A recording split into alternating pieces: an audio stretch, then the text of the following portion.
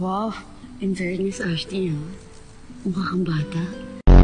Yung ano nga, yung bigla tayo mawawala, tapos mag-appear tayo na sa ibang lugar na tayo. Kapangyarihan ng paglaho. Alam ko dapat sa aking isipan ang lugar na aking pupuntahan. Huh?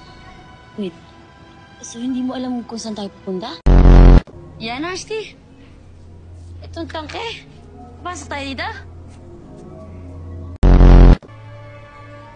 Narito ang alay ko! Kunin mo! Kunin mo! Isang babae na nagmula sa mundo ng mga tao. Ashley, baliw ka ba? Papakain mo ako dyan. Magpanggap ka na lang na tunay na tao. Total ka na ng kasuotan mo sa kanila. Nang makabalik na tayo sa Encantadia. Oh, ma'am. Sige. Hi! Tama! Tao nga ako. Binihag niya ako.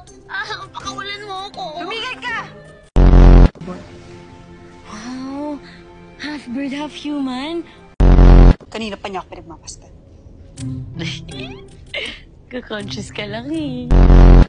Narinig mo, no? I love you!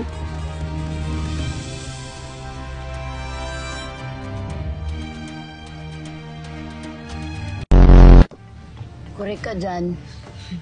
Lira nga po pala. In fairness, ang pogi niyo. Tinan mo may dimple ko. Sheda. Sa akin, mahal na sangre. Ako din. Sabi, ano, sobrang sugit mo, pero sobrang namiss din kita. Panyakap na uli.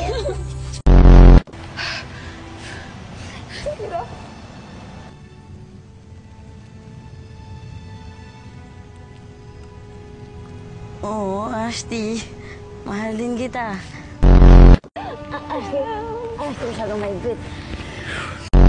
Tingin kaluluwa ko.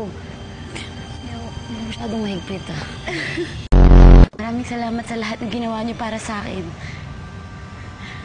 Paano mo nalaman? Ay, naku, Ashley. Ang ganda ng entertainment system dun sa pinuntahan ng kaluluwa ko. HD, tapos 16:9, tapos surround sound pa.